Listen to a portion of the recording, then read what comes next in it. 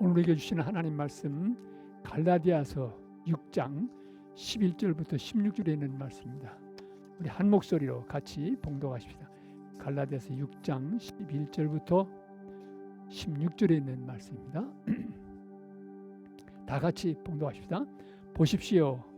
내가 여러분에게 직접 이렇게 큰 글자로 적습니다.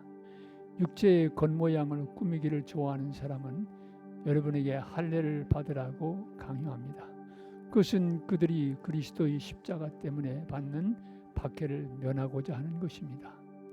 할례를 받는 사람들 스스로도 율법을 지키지 않으면서 여러분에게 할례를 받게 하려는 것은 여러분의 육체를 이용하여 자랑하려는 것입니다. 그런데 내게는 우리 주 예수 그리스도의 십자가밖에는 자랑할 것이 아무것도 없습니다. 그리스도로 말미암아 내 쪽에서 보면 세상이 죽었고 세상 쪽에서 보면 내가 죽었습니다. 할례를 받거나 안 받는 것이 중요한 것이 아니라 새롭게 창조되는 것이 중요합니다.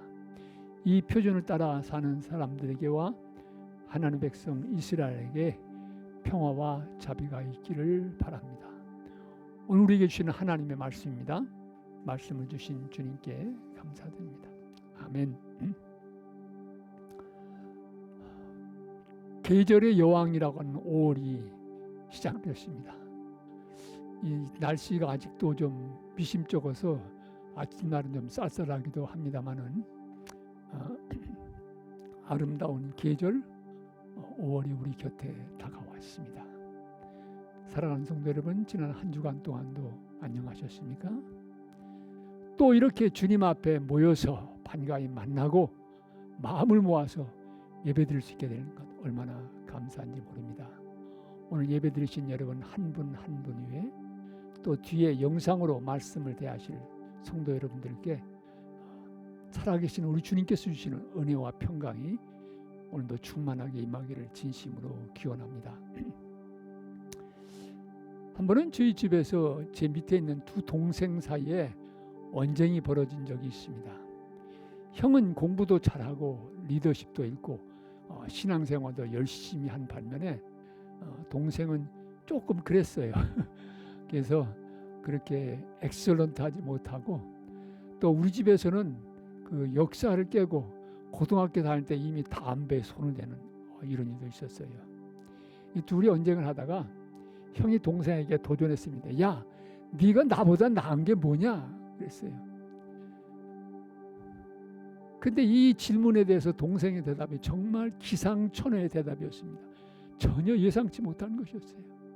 동생이 뭐라고 대답했냐면은 네가 나보다 나은 게 뭐냐 그랬대. 얼굴 딱 그런 거예요. 그 사실 객관적으로 볼 때 그 동생의 얼굴 조금 잘생겼어요. 그러니까 형도 킥 웃으면서 더 이상 할 말이 없는 거예요. 얼굴이 자기보다 낫다고 그러니까. 그 에피소드가 지금도 우리가 잊지 않고 있습니다. 요즘도 만나면 가끔 야 얼굴 그러면서 이제 농담을 하고 그럽니다. 동생이 아마도 자기 자신의 얼굴에 대해서 자부심도 있고 좀 자랑한 마음이 있지 않았나 그런 생각을 해보게 됩니다. 사람은 제 잘난 맛에 산다는 이야기가 있습니다. 사람마다 자기 자신에 대한 자랑과 프라이드가 있습니다. 고상한 말로는 자기 존중 혹은 자존감이라고 표현할 수도 있습니다. 이 자존감은 특별히 사회 속에서 사람과 사람과의 관계 속에서 비교됨으로 말미암아서 더 높아지기도 하고 더 낮아지기도 합니다. 그래서 이 낮아짐이 심하면 열등의식에 빠질 수 있지요. 알프레드 아들러라고 하는 그 오스트리아의 심리학자, 개인 심리학의 창시자인데요. 그 사람은 인간이 가지고 있는 가장 fundamental will, 근본적인 의지가 뭐냐 이런 말을 할 때 그것은 will to power, 힘의 의지라고 얘기했습니다. 그가 힘이라고 한 이유는 사람은 정치적인 힘이든 경제적인 힘이든지 아니면은 혹은 그 지적인 힘이든지 힘을 추구함으로 다른 사람들로부터 인정받고 싶어 한다는 거예요. 다른 사람의 인정을 추구하는 이것이 기본적인 하나의 의지가 아니냐 이런 이야기를 했습니다. 여러분 인정받고 싶은 욕망에서 나오는 게 뭡니까? 자랑이 바로 그렇지요. 자랑해서 뭐 하자는 겁니까? 다른 사람이 나를 알아주고 인정해 주기를 바라는 것 아닙니까? 이 자랑은 다른 사람들과의 관계에서 말로 표현할 수도 있고 아니면 자기 자신의 소유나 신분, 업적 이런 것들을 통해서 표현되기도 합니다. 그러게 자랑은 남이 알아줄 만한 것, 어떤 사람들에게는 집일 수도 있고 자동차일 수도 있고 그가 갖고 있는 인기라든지 사회적인 위상 이런 것들로 드러나는 것들이 대로 바로 그 자랑의 중요한 내용들을 이루는 걸 볼 수 있습니다. 자랑한다고 하는 것은 인간이 가지고 있는 어쩌면 기본적인 욕망일 수 있습니다. 다른 사람들과의 관계 속에서 인정받고 존중받고 싶은 욕망의 표현이 자랑이라고 얘기할 수가 있겠지요. 그런데 이 욕망의 과정에 과장이 담겨지게 되고 또 진실성이 사라지면 어떻게 됩니까? 허풍장애가 되는 거죠. 문제가 될 수도 있습니다. 오늘 우리는 사도 바울이 갈라디아 교회 성도들에게 보낸 그 편지의 6장 마지막 가까운 부분을 함께 봉독하셨습니다. 이 말씀 속에서 사도 바울은 할례를 받음으로써 몸에 하나님의 백성이라고 하는 사인을 가지고 있다고 육체를 자랑하면서 갈라디아 교인들에게도 할례 받을 것을 강조하는 유대인들을 향하여 말합니다. 내게는 예수 그리스도의 십자가 외에는 자랑할 것이 아무것도 없다. 이렇게 말합니다. 그리고 이어서 할례를 받느냐 안 받느냐 내 몸에 육체의 사인을 갖느냐 안 갖느냐 그게 중요한 게 아니다. 중요한 것은 그리스도 안에서 새롭게 창조되는 것이다. 이렇게 말하고 있습니다. 여러분 사실 사도 바울은 육체의 자랑거리가 많았던 사람입니다. 특별히 빌립보서 3장에 보면은 그는 율법에 따라서 난지 8일 만에 할례를 받았습니다. 히브리인 중에 히브리인이고 또 베냐민 지파 이스라엘 왕국의 초대 왕을 배출한 베냐민 지파 출신이었습니다. 그리고 학벌도 대단했습니다. 당대 이 석학이라고 하는 가말리엘의 문화에서 율법을 공부하고 배운 사람입니다. 또 바리새파 사람으로서 유대교에 대한 열정이 아주 특출했던 사람입니다. 그래서 예수 믿는 사람들을 잡아 죽이는데 앞장서고 대제사장의 허락을 받아서 다마스커스 거기 다메섹까지 갈 정도로 열정의 사나이였습니다. 사회적인 신분도 괜찮았습니다. 마음 탄탄했습니다. 바울은 로마 시민을 가지고 있었습니다.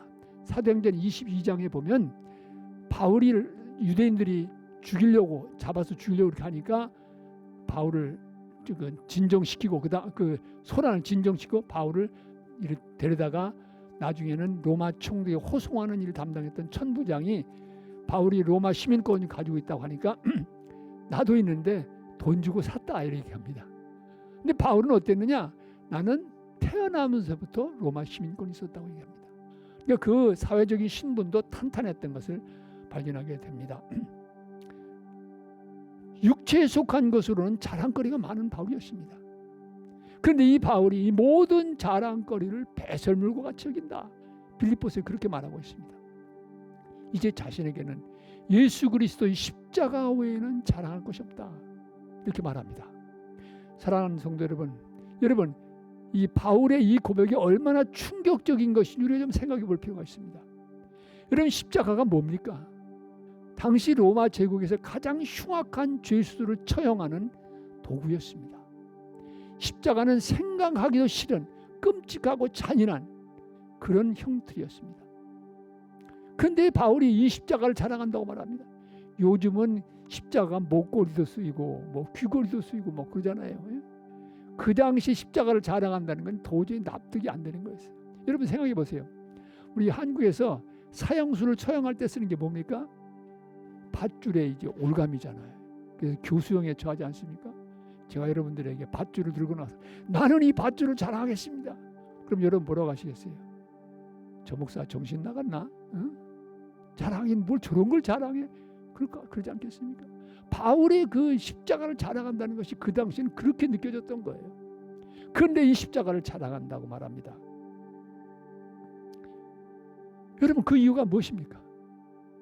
어떻게 해서 사도 바울의 자랑거리는 그렇게 과격하게 레디컬하게 바뀐 것입니까? 십자가 외에는 자랑할 것이 없다고 하는 바울의 이 외침은 무엇을 말해줍니까? 오늘 본문 6장 14절에서 바울은 말합니다.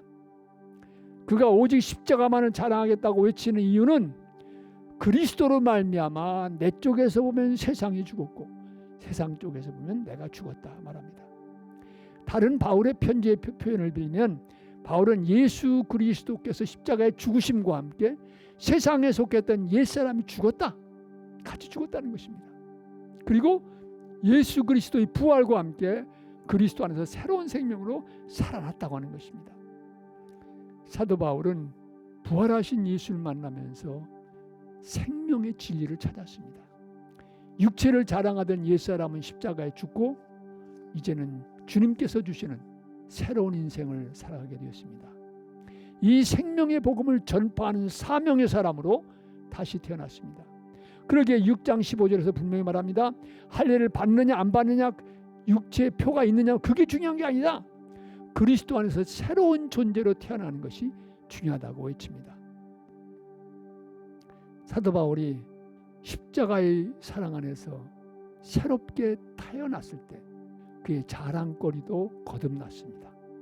이제는 육체나 세상에 속한 자랑거리는 다 내놓고 그에게 새로운 생명을 주신 십자가만을 자랑하는 사람으로 새롭게 태어났습니다.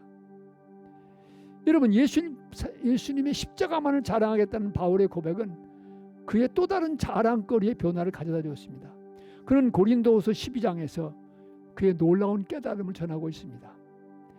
사도 바울은 전도 여정 속에서 남의 병을 고치기도 했던 능력 있는 전도자였습니다. 그러나 자신이 가지고 있는 약함, 이것을 그는 사탄의 가시라고 표현하고 있습니다. 이건 어떡할 도리가 없었습니다. 이 사탄의 가시가 떠나가기를 3번 하나님 앞에 기도했다고 그랬습니다. 이 사탄의 가시가 무엇인지는 정확히 알 수가 없습니다. 어떤 성서학자들은 그가 다메섹으로 가다가 예수를 만나면 눈이 멀었잖아요. 그랬다가 눈이 띄어진 걸 기초로 해서 아마 눈에 안질이 있었다 이렇게 얘기하는 사람이 있습니다. 또 다른 사람들은 어쩌면 그는 간질병이 있었을지도 모른다 이런 얘기를 합니다. 어쨌든 이런 아픔과 어려움이 있었는데 이것이 떠나기를 하나님 앞에 3번 기도했다고 그랬습니다. 그런데 여러분, 고침 받았습니까? 하나님의 응답은 어떠했습니까? 고침받지 못했습니다. 남의 병은 고치면서 자기 병은 못 고치는 거예요. 주님의 대답은 내 은혜가 내게 족하다, 이 말씀뿐이었습니다. 여러분, 그리고 바울에게는요, 이 사도로서 사역하고 주님을 하면서 신비한 경험도 많이 있었어요. 그래서 고린도후서 12장에 보면은 셋째 하늘에 올라간 적이 있다, 자신이 몸 안에 있었는지 몸 밖에 있었는지 알지 못한다고 했습니다. 또 낙원에 이끌려가서 말로 표현할 수 없는 말씀을 듣기도 했다, 이렇게 말하고 있습니다. 이렇게 주님께서 보여주신 놀라운 환상과 계시들이 있지만 그런 이런 경험들 자랑하지 않고 내가 자랑한다면 나의 약한 것 외에는 자랑할 것이 없다, 그렇게 말합니다. 여기서 우리는 거듭난 또 하나의 자랑거리를 발견하게 됩니다. 사랑하는 성도 여러분, 자랑이라는 것은 원래 강함을 자랑하는 것입니다. 내가 가지고 있는 것, 내가 잘하는 것, 내놓아도 부끄럽지 않은 것들을 자랑하기 마련입니다. 바울이 자랑하고 하겠다고 한 이 약함은 감추고 싶은 것입니다. 감히 내놓을 수 없습니다. 남이 알까 봐 숨기고 싶은 것입니다. 그런데도 바울은 이 약함을 자랑하겠다고 말하는 것입니다. 그에게는 남들에게 없는 자랑할 만한 신비하고 놀라운 신앙의 경험들이 있었는데 이런 자랑거리는 다 내려놓고 자신의 부족하고 약한 모습을 자랑하겠다고 말합니다. 무슨 이유입니까? 도대체 약함 속에 무슨 신비가 있기에 바울은 이렇게 말하고 있는 것입니까? 여러분, 바울에게는 약함을 자랑하는 분명한 이유가 있었습니다. 세상의 자랑을 내려놓은 그는 약함 속에 담겨진 하나님의 놀라운 은혜를 깨닫고 체험했습니다. 이 약함은 바로 나를 쳐서 교만하지 않게 하고 하나님의 놀라운 능력이 내 안에 머무는 채널, 통로가 되었습니다. 이것이 바로 약함의 신비입니다. 약함 안에 숨겨지는 하늘의 은혜입니다. 그렇습니다. 강한 사람은 하나님의 도우심을 바라지 않습니다. 내 능력으로 다 할 수 있다고 생각하기 마련입니다. 그들은 하나님을 믿는다고 하는 것은 결국 약자의 것이라 이런 얘기까지도 합니다. 그러나 인생 살아가면서 고난과 역경, 인생의 가시를 체험하게 되면 깨닫게 됩니다. 자신이 약한 존재라고 하는 사실을, 그리고 하나님의 은혜가 얼마나 절실한 인생인지를 깨닫게 됩니다. 그리고 부르짖게 됩니다. 그러기에 약함은 우리를 겸손으로 인도하고 이 겸손의 통로로 하나님의 놀라운 은혜의 역사가 임하는 것을 우리는 성경 속에서 발견합니다. 약함은 부끄러움이 아닙니다. 하나님의 은혜가 숨겨져 있는 자랑거리입니다. 십자가를 믿게 되면 이런 자랑거리의 변화도 찾아올 수 있습니다. 한 가지 더 드리고 싶은 말씀이 있습니다. 예수 그리스도의 십자가를 통해서 새로운 생명을 찾은 사람들이 또 다른 자랑거리가 있는데요. 사도 바울은 데살로니가 성도들에게 보낸 첫 번째 편지에서 2장 19절 20절에서 이렇게 말합니다. 우리 주 예수께서 오실 때 그분 앞에서 우리의 희망이나 기쁨이나 자랑할 면류관이 무엇이겠습니까? 그것은 여러분이 아니겠습니까? 여러분이야말로 우리의 영광이요 기쁨입니다. 이렇게 말합니다. 여러분 무슨 얘기입니까? 사도 바울은 이 말씀 속에서 하나님 앞에 드리선 또 하나의 자랑거리는 바로 복음을 증거한 전도의 열매임을 여기서 얘기하고 있습니다. 데살로니가전서 1장 2장을 보면은 사도 바울은 데살로니가 교인들 앞에서 그가 어떻게 순수하게 겸손히 복음을 전했는지, 그리고 이 복음 전도에 대해서 데살로니가 교인들이 어떻게 받아들였는지 돌아보면서 이야기하고 있습니다. 그리고 이 다음에 주님 오실 때 데살로니가 교인들이야말로 그들의 희망이며 기쁨이며 자랑할 면류관이라고 이야기합니다. 그렇습니다.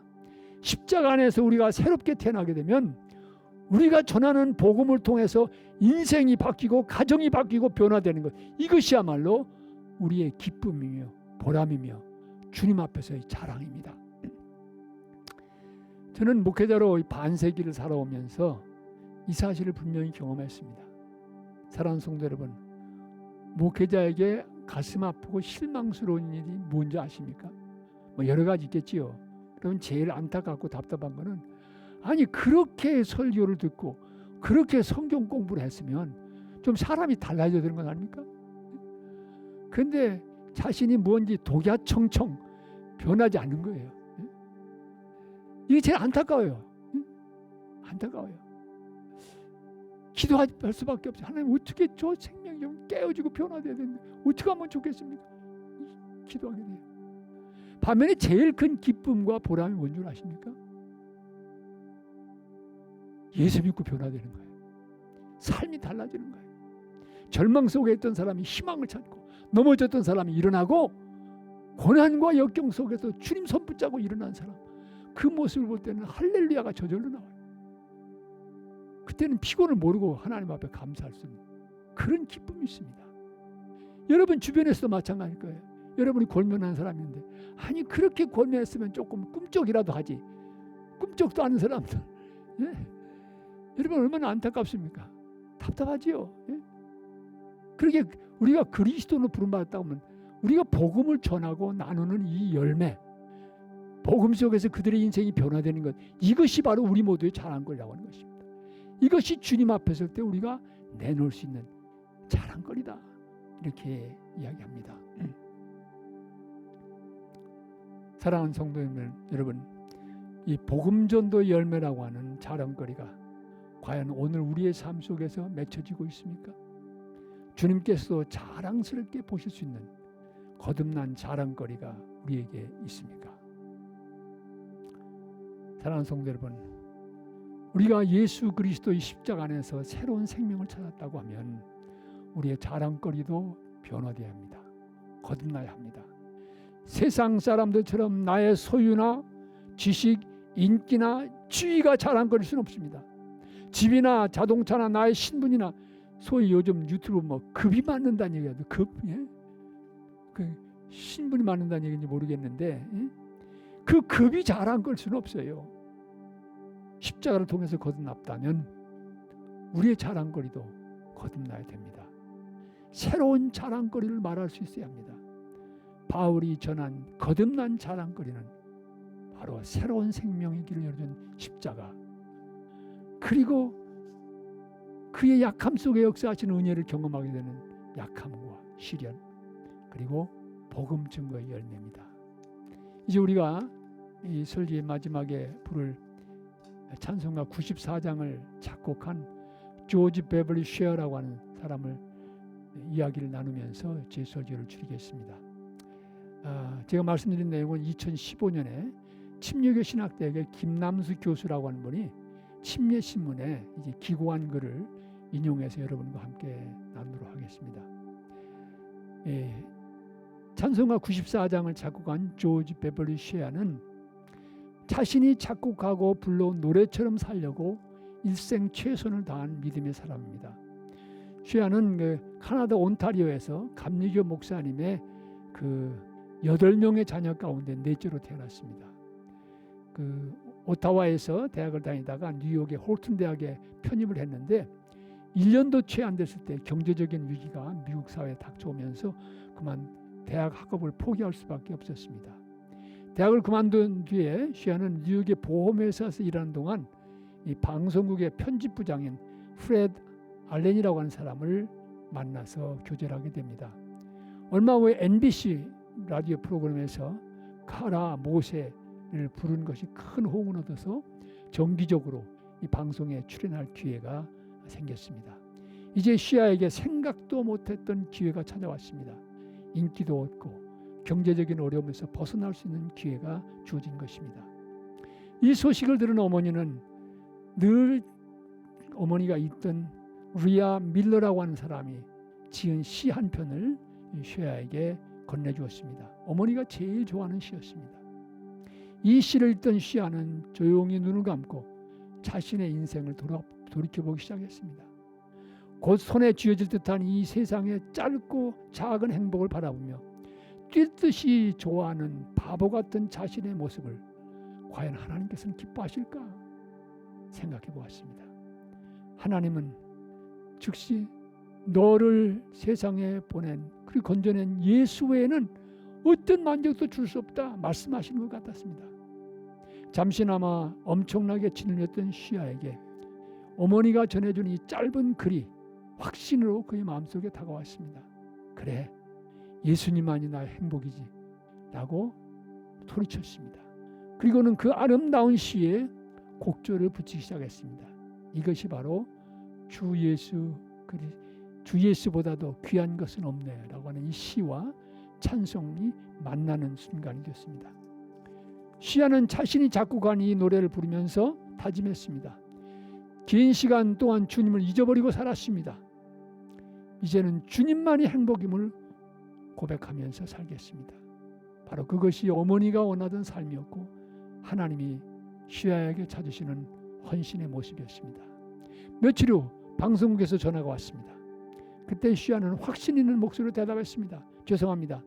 저는 세상의 부귀영화를 위해서 살지 않고 오직 하나님의 영광을 위해 살기로 결심했습니다. 그리고 이제부터는 하나님께서 내게 주신 재능을 주님만을 위해서 사용하려고 합니다.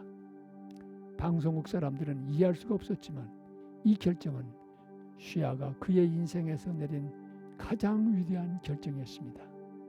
여러분, 이 찬송의 한국어 번역은 1절에서 그냥 세상 주 예수보다 귀한 것은 없네, 세상 부귀와 바꿀 수 없는 간단하게 번역됐는데 이 원래 영어 가사는 조금 더 구체적으로 언급하고 있습니다. 그 원문을 보면 I'd rather have Jesus than silver or gold.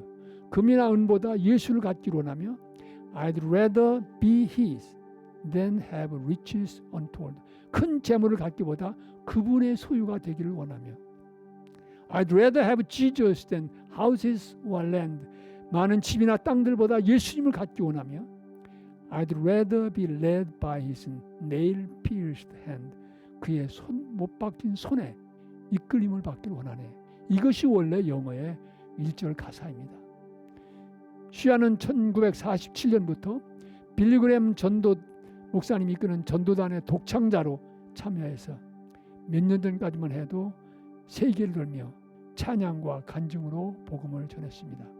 1973년 서울에 있는 여의도에서 열린 빌리그램 전도대회에서 역시 그의 굵은 저음으로 자신이 작곡한 이 찬송을 불렀던 기억이 제게도 생생합니다.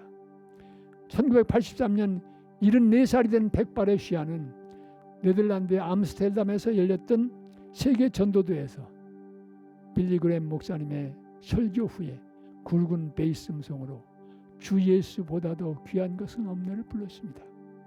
수많은 참석자들이 끝없는 박수를 칠 때 시아는 다시 고백했습니다. 여러분 진심으로 감사합니다. 그러나 저는 여러분의 뜨거운 박수 갈채도 예수님과 바꿀 수는 없습니다. 시아는 2013년 104살의 나이로 세상을 떠날 때까지 이 고백을 안고 살았습니다. 사랑하는 성도 여러분, 오늘 우리도 이 믿음의 고백을 안고 세상 자랑 버리고 그리스도를 사랑하는 믿음의 고백을 우리 주님 앞에 드리십시다. 우리 불편하지 않으신 분들은 일어나셔서 찬송가 94장을 다 같이 부르십시다.